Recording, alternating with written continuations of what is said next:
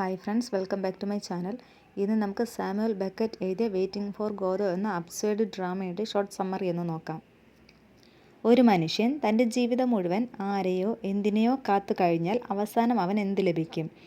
ഇന്ന് നാളെ എന്ന് പ്രതീക്ഷിച്ച് ഒരു ജീവിതം മുഴുവൻ കാത്തിരിക്കുന്ന മനുഷ്യരുടെ കഥയാണ് waiting for Godot.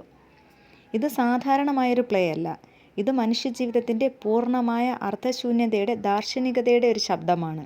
Samuel Beckett ലോകസാഹിത്യത്തിലെ തന്നെ ഏറ്റവും പ്രശസ്തനായ അല്ലെങ്കിൽ വ്യത്യസ്തനായ നാടകകൃത്താണ്. അദ്ദേഹം അവതരിപ്പിച്ച പ്രശസ്തമായ നാടക ശൈലിയാണ് തിയേറ്റർ ഓഫ് ദ അബ്സേർഡ്. എന്താണ് അബ്സേർഡ് ഡ്രാമ? ജീവിതത്തിന് പരമ്പരാഗതമായൊരർത്ഥമില്ല. മനുഷ്യൻ ഉത്തരങ്ങളില്ലാത്ത ചോദ്യങ്ങളുമായാണ് ജീവിക്കുന്നത്. സംഭവങ്ങൾ മീനിങ്സിന് പകരം കൺഫ്യൂഷൻ സൃഷ്ടിക്കുന്നു. വെയിറ്റിംഗ് ഫോർ ഗോദോ ഈ അബ്സേർഡ് ഫിലോസഫിയുടെ ഏറ്റവും ശക്തമായ ഒരു ഉദാഹരണമാണ്. ഈ നാടകത്തിലെ സജ്ജീകരണം വളരെ സിമ്പിളാണ്. ഒരു മരുഭൂമി, ഒരു വറ്റിച്ച മരച്ചില്ല, ഒരു പാതവക്ക്. ഈ പാതവക്കിൽ 2 പേർ ഇരിക്കുകയാണ്. വ്ളാഡിമിർ ഈസ്ട്രഗൺ. അവർ ചെയ്യുന്നത് ഒരേ ഒരു കാര്യമാണ്. ഗോദോ എന്നൊരാളെ കാത്തിരിക്കുന്നു. പക്ഷേ ഗോദോ ആരാണ്? അറിയില്ല. അവൻ എന്തിനാണ് വരുന്നത്? അതും അറിയില്ല. ഇനി അവൻ വരുമോ? അതിനും ഒരു ഉറപ്പില്ല. നോക്കൂ, ഇത് തന്നെയാണ് ജീവിതത്തെക്കാൾ ആഴമുള്ള യാഥാർത്ഥ്യവും. ആക്ട് 1-ൽ വ്ളാദിമിറും ഈസ്ട്രഗണും സംസാരിക്കുകയാണ്. അവർ വഴക്കിടുന്നു, വീണ്ടും കൂട്ടുകൂടുന്നു, പോകാമെന്നും പറയുന്നുണ്ട്. പക്ഷെ അവർ പോകുന്നില്ല. ചിരിയുണ്ടാക്കുന്ന സംഭാഷണങ്ങളും അവർക്കിടയിൽ ഉണ്ടാകുന്നുണ്ട്. ഉള്ളിൽ കുത്തുന്ന ദാർശനിക വേദനയും ഉണ്ട്. ഇതിനിടയിൽ 2 പേർ കൂടി വരുന്നു. ലക്കി എന്നൊരു സ്ലേവും പോസോ എന്ന അവൻ്റെ മാസ്റ്ററും.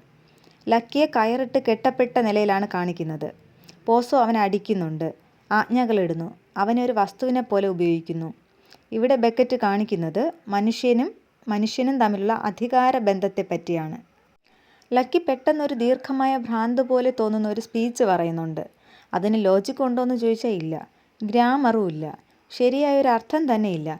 പക്ഷേ ശബ്ദമുണ്ട്. ഇതിലൂടെ ബെക്കറ്റ് പറയുന്നത് മനുഷ്യൻ്റെ അറിവും ഭാഷയും പലപ്പോഴും അർത്ഥശൂന്യമാണെന്നാണ്. ആക്ട് 1-ൻ്റെ അവസാനത്തിൽ ഒരു കുഞ്ഞൻ വരുന്നുണ്ട്. അവൻ പറയുന്നുണ്ട് ഗോദോ ഇന്ന് വരില്ല, നാളെ വരും. ഇവർ വീണ്ടും കാത്തിരിക്കാമെന്ന് തന്നെ തീരുമാനിക്കുന്നു.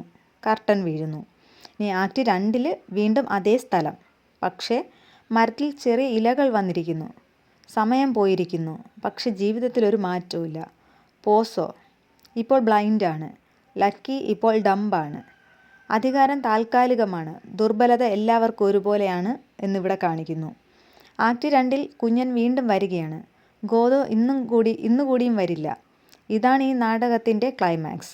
ഗോദോ വരില്ല, വരാതിരിക്കാം എന്നും ഒരു പ്രതീക്ഷയായി മാത്രം തുടരും. ഇവിടെ നമുക്ക് പല അർത്ഥങ്ങൾ ഗോദോയ്ക്ക് കൊടുക്കാം. ദൈവമാകാം, സക്സസ് ആവാം, സാൽവേഷൻ ആവാം, മരണമാകാം, ഫ്യൂച്ചർ തന്നെ ആകാം. ഗോദോ എന്ന് പറയുന്നത് ഓരോ മനുഷ്യനും തൻ്റെ ജീവിതത്തിൽ കാത്തിരിക്കുന്ന എന്തോ ഒന്നാണ്. ഈ നാടകത്തിന് പ്രോപ്പറായൊരു എൻഡിങ് ഇല്ല. കാരണം നമ്മുടെ ജീവിതത്തിലും ക്ലിയറായൊരു എൻഡിങ് ഇല്ല. നമുക്ക് പ്രതീക്ഷയുണ്ട്. നമ്മൾ വെയിറ്റ് ചെയ്യുന്നു. പക്ഷെ ഒന്നിനും ഉറപ്പില്ല. Nothing happens, nothing comes, nobody goes, it's awful.